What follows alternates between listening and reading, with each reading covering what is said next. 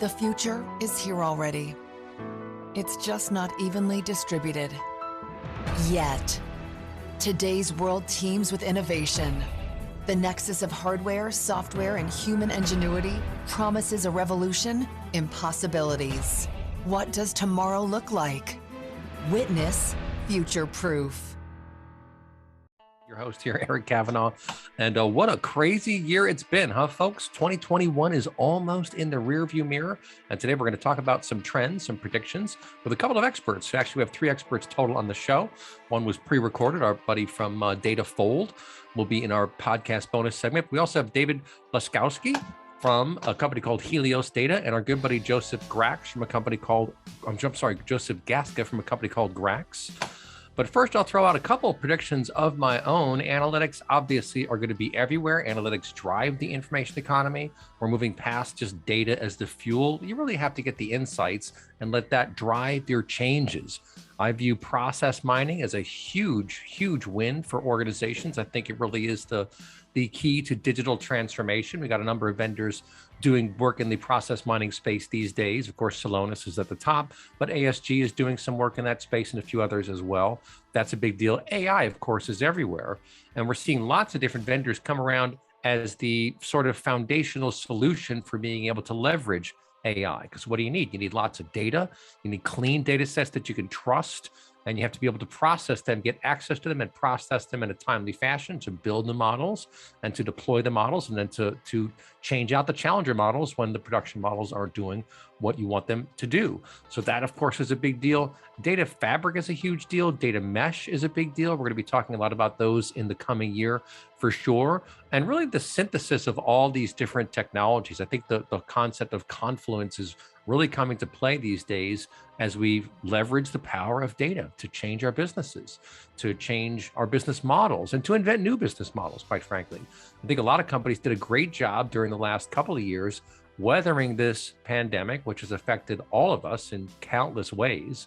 But I think, the pressure of the mountains creates diamond from coal. So I think we've had a lot of good ideas sprout into business models. And I think all that is really, most of it, I should say, is good for the consumer.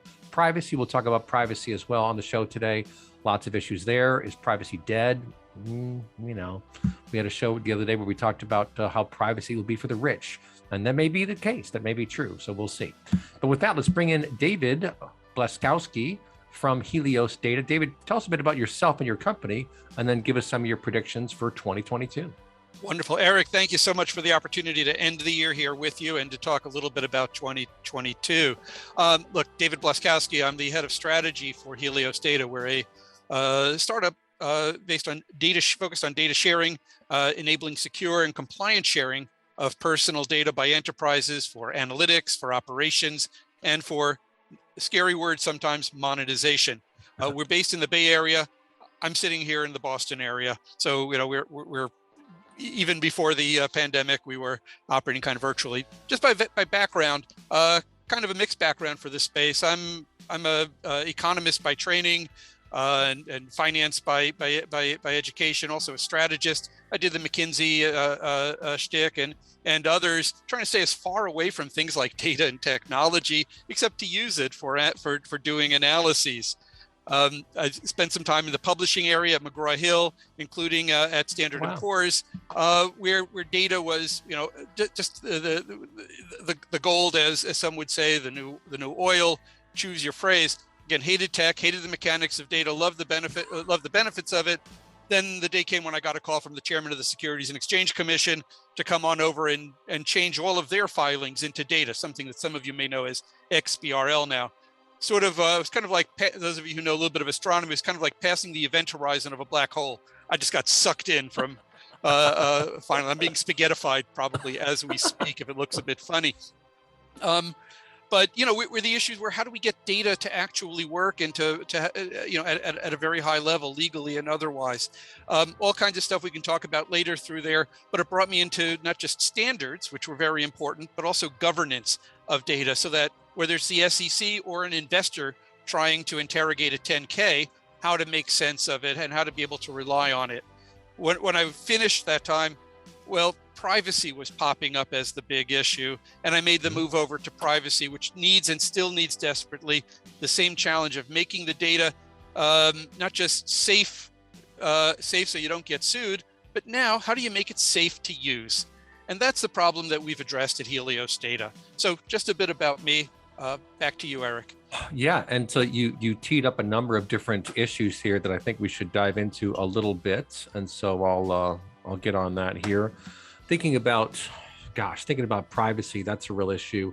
What I like about the Helios approach is how you've created this sort of container in which the execution takes place, and then the result set comes on the other side. So you've kind of baked in a technology for leveraging this private information, but doing so in a way that protects the parties, right? Both parties. Can you tell us real quick about that, and then we'll go into your predictions? Right, great.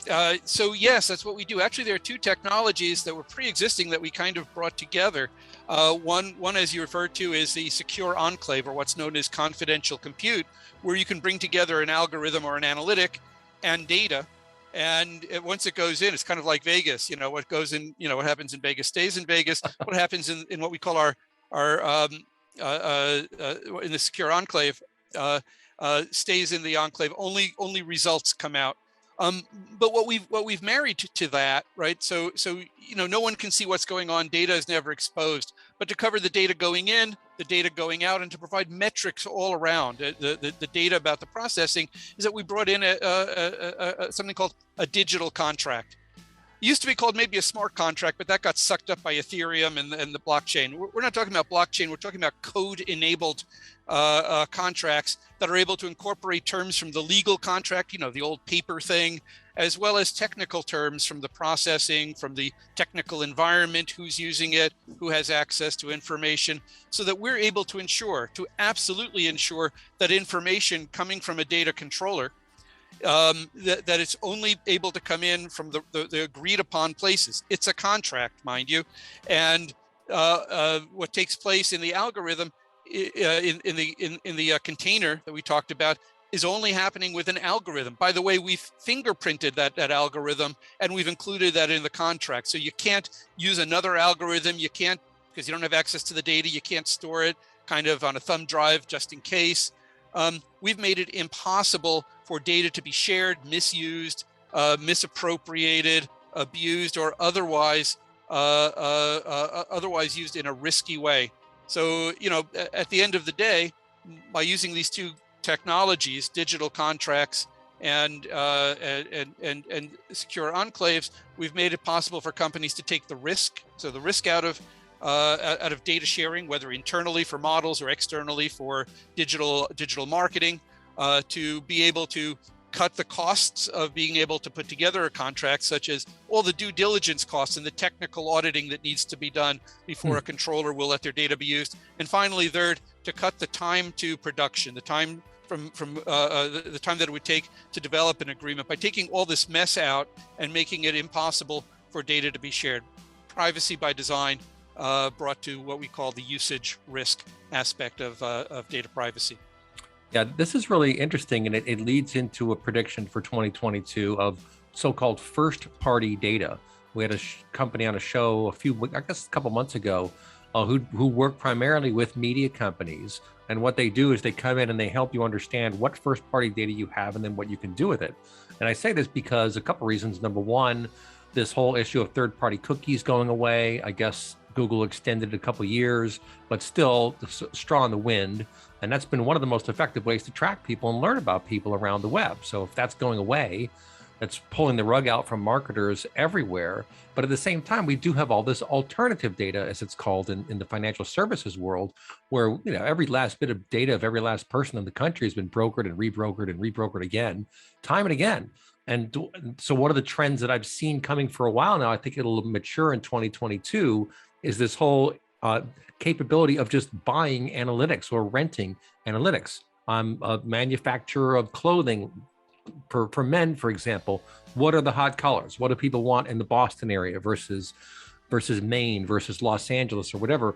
That kind of data can now be rented and those insights just purchased. And so you don't have to worry about doing all the analysis yourself. I mean, there is this tendency, I think, for companies to want to do their own analytics, which makes sense. But as I think you know, it's expensive, it's time consuming. You have to have good people who know what they're doing. They have to be dialed into the business. There are all these different issues that have to come together for that to work. But what do you think about that? And what are some other trends that you see coming?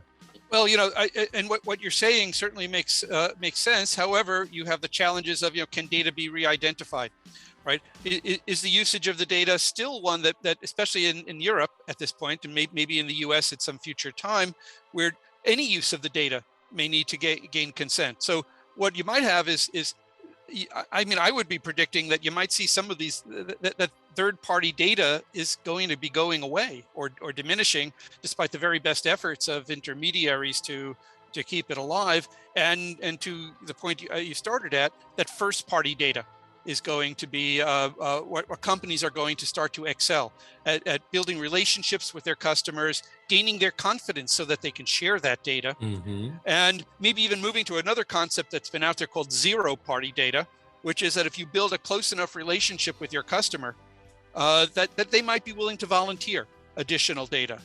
There may have to be, and this is a trend that I think is out there as well. There will start to be the requirement that if you want to use my data, perhaps you're going to have to give me something that's useful in return. Right. It could be cash, it could be some freebie. It's got to be more than something token as things go into the future. And in fact, some of the new laws out there are addressing this new personal data economy in various ways. But no such thing as a free lunch. That's going to be coming to personal data as well. Or Tonstoffel, as Robert Heinlein, put it. There ain't no such thing as a free lunch. Right. So where does this go? I mean, in terms of predictions, looking forward to the next, to the coming year. I mean, you were. I'll start with where you were just pointing. I mean, analytics are finally going to slam full force into the wall of data privacy. Right. If you look not so much at third-party purveyors, but you mentioned Google, there's also the IAB, the Internet Advertising Board, and other players. They are struggling mightily. I get the notes from the W3C meetings as well on advertising businesses. They're struggling mighty to find a way to be able to provide privacy while keeping their business models going. And frankly, flocks and all kinds of ideas coming up. Frankly, I don't think that they're going to work. I don't think that I think there'll be a crisis as rules come into place, at least in Europe, where enforcement is ratcheting up. Maybe not so soon in the US, depending on how CCPA and CDRA, its successor, go. But it's going to be very, very hard to be able to carry out these businesses effectively. And my prediction is that more and more companies are going to fall back on using their first-party data as well as first-party data of other partners with some kind of rigorous mechanism to ensure that all consent is being used and that there's no visibility into the data whatsoever. By the way, that's kind of what we do, so I might be a bit biased. Right. Let me just call that out. Right. In full freedom. Yeah. But the strange thing is that this is not just happening in the big markets that we talk about. This is happening all over the world. Our largest client is Southeast Asian telecom, largest telecom in the region. Countries that don't even have laws fully in effect yet are already bracing for this, and the large telecoms and financial institutions are also getting ready for this, because this is the way that things are going. In ad tech, even within financial institutions, when you think of the fintech models that are out there, like consumer lending, you have all kinds of personal information, including the alternative data that you're talking about. All of this is fair game. Much of it can be considered personal. It's all going to have to be heavily secured, because in the end, it might be tracked back to a person. And we can tie that to the next prediction, is that AI is going to get the same kind of treatment as well. AI ethics will be a real thing.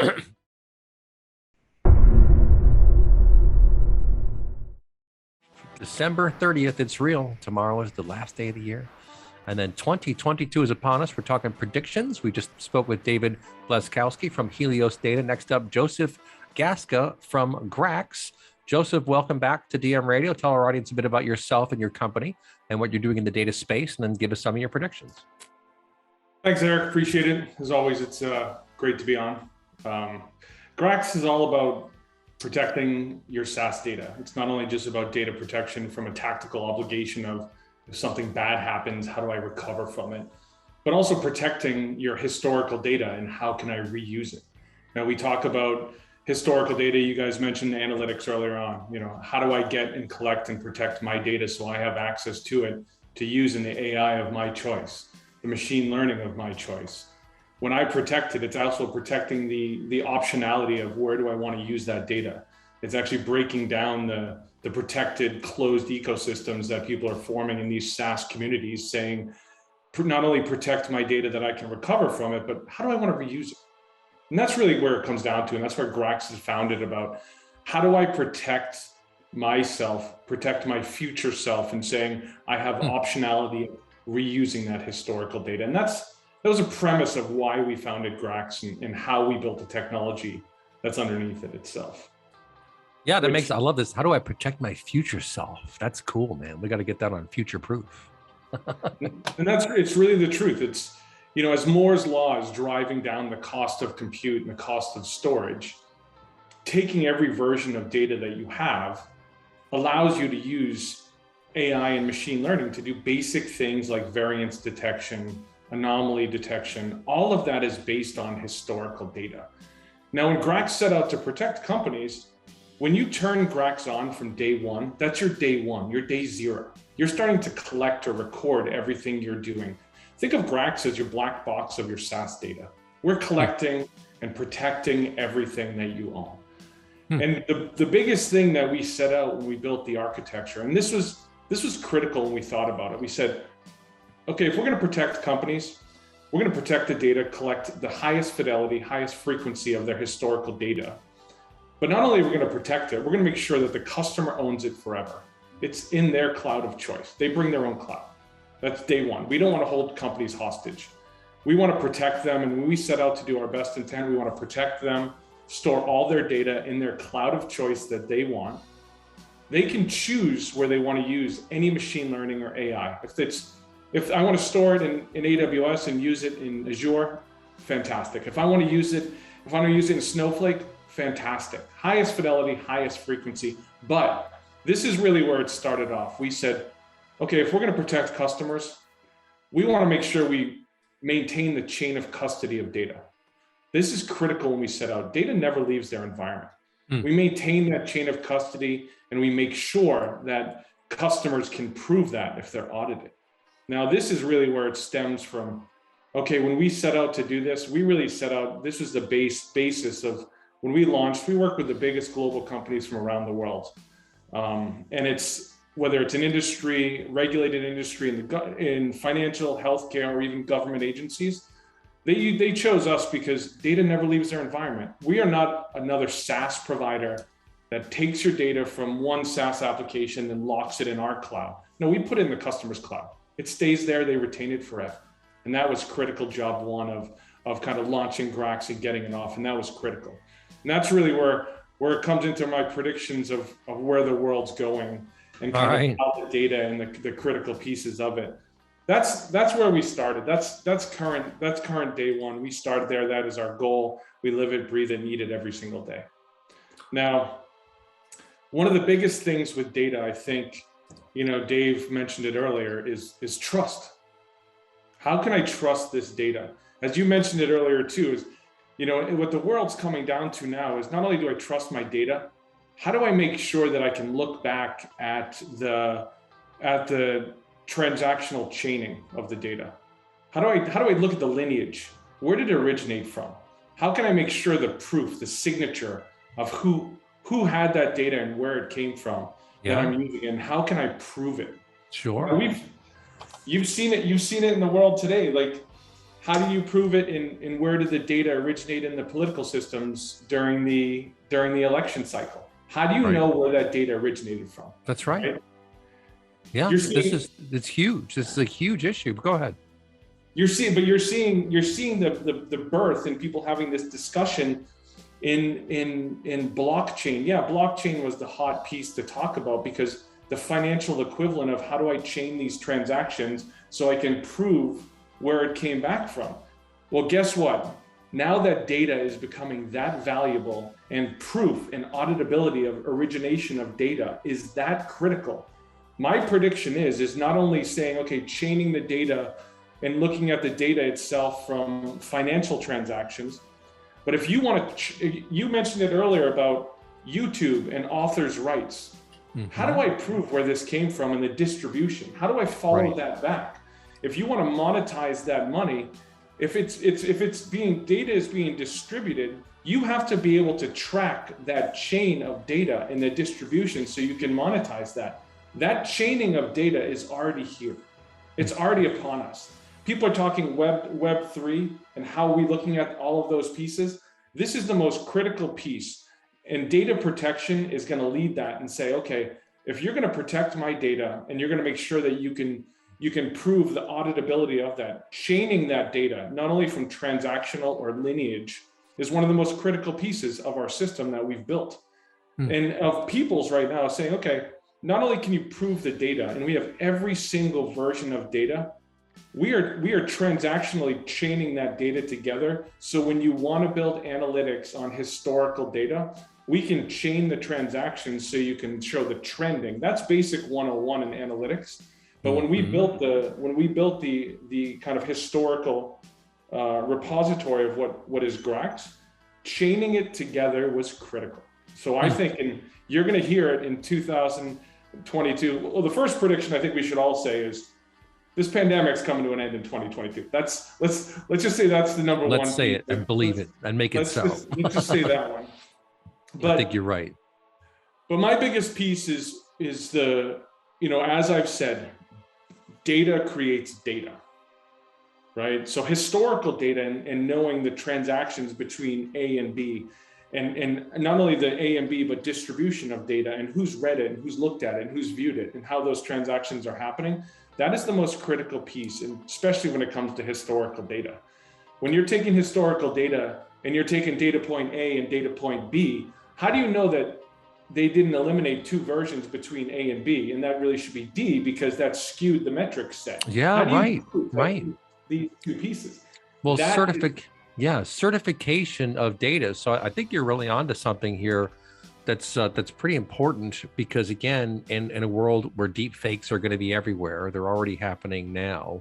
And deep fakes are occurring mostly in the sort of celebrity space, right? Or a little bit in the political space, but in the business world, oh my goodness, like how much damage could be done? You're already seeing these different kinds of scams. In fact, at least a client of mine almost paid, I think it was like $8,000 to some scam artist because they had pilfered, they got access to their email systems and they saw that a transaction was going to go through, and they sent an email apparently from me or at my company with like some other domain that was similar, saying, hey, would you mind using this bank account we just changed for our transaction of invoice number whatever, that was accurate. And thank God at the last minute, like, did you change? I'm like, no, I didn't change anything. They're like, oh my God, we almost paid these people $8,000. And that's just scratching the surface, right? So I think this, and what you're going to have to see is the big guys like Google, like Microsoft, the main exchange servers, for example, email servers, these major providers are going to have to come to the table and bless a certain process. And I think what you guys have done is very clever, right? Because you're focusing on protecting all of the data, all the SaaS data. You do it in the company's own cloud, for example, so you're not holding them hostage. But that to me is very clever. And I'll kind of tee up another trend that I see coming, which you've also planned for with this whole Parquet file that we, for those who don't know, there's a file format called Parquet, P-A-R-Q-U-E-T. You can look it up on Wikipedia. It came out of the whole Hadoop era, but it's very analytically focused because you have like a little knowledge graph in the beginning of the file, and you have mins and max and all that kind of stuff that gets baked in. So it was designed with analytics in mind. And by saving data in that file format, along with the organic format that is from the application, you're enabling reuse. And see, I know all about this stuff because I'm in the marketing world. I've done ETL myself for years. I know all about this stuff. And it's basically a pain in the butt. You can do it, but it just takes a lot of time. And the cost is too high in terms of just the workflow necessary to get there. But if you can expedite that, Now you're really onto something. Now you can grab data and use it in Marketo or any of your other SaaS marketing technologies to better understand the customer. Because this is another trend I think we're going to see. You have got to get better and better as a provider of any product or service of really knowing your customer, not wasting their time with unnecessary communications, and making sure the communications you do have with them are crystal clear and on point. But what do you think, Joe? You couldn't be more correct. So one of the biggest pieces is over technology is, we all know this, is no one wants to waste money on plumbing, right? What we want to do is we want to make it in a few clicks. You can take all of your data and put it anywhere you want. And you're focusing on the business question, not the technology.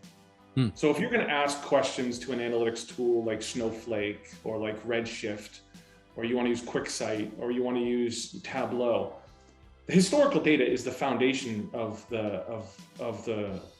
answering the question. The medium that you happen to paint that in is the analytic tool that you're choosing to use. Now, also being able to prove that I didn't give you a partial set of data to skew the data in my favor is going to become a big problem for people saying, okay, here's a set of data, but how do I know that you gave me the entire set and it's authored from you, right? That's going to be the big thing that's coming in. The Parquet format for us was we wanted to collect every version of SaaS data that we can at the highest fidelity, the highest frequency. We wanted to take it and allow customers with a few clicks to put it anywhere they want. Now, the people out there are not going to believe that, saying that's hocus pocus. But I'm telling you, all these tools, if we can take every version of data, pick it up, put it in Snowflake, put it in Redshift, put it in Tableau, all in one transaction, a matter of clicks, not code. But then you can also prove it that when you're answering this business question, I can prove that the entire set of data is there and it's authored from your company, right? If you're going to get audited, you have to prove it and say, how do I prove it, right? And that's the biggest piece, is not only that, saying, okay, here's a proof and here's the lineage of the data. There's going to be a big thing that Grax is going to come out with, showing about lineage of your data. So the lineage of not only who authored it, but the transactional velocity of that and the origination of that. We can prove it, that it didn't go anywhere. We can concretely now prove this, that the data didn't go anywhere. This is a complete set of data, right? And now we can say, oh, the lineage actually came from here. Now we can prove it that if it's Salesforce, if it's Dynamics, if it's SAP, if it's Workday, if we're collecting all of this data, where did it come from? When was it authored? And here are the different versions of that data. And protecting it is not just about saying, oh, my system admin overwrote this data. Let me rewind that data. That's basic 101, and that'll be given away. That's basically table stakes. Historical protection of your data in the company.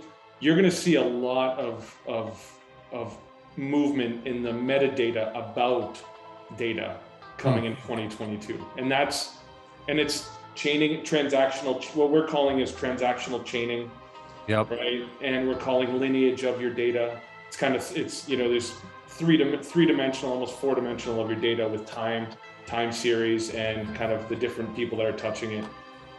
It's becoming quite exciting. I know data for me is exciting. So it's kind of, I'm the classic one, that the metadata about the data and how do you learn from that is really where I start getting into. Big thanks to all you data lovers out there. Talk to you in the new year.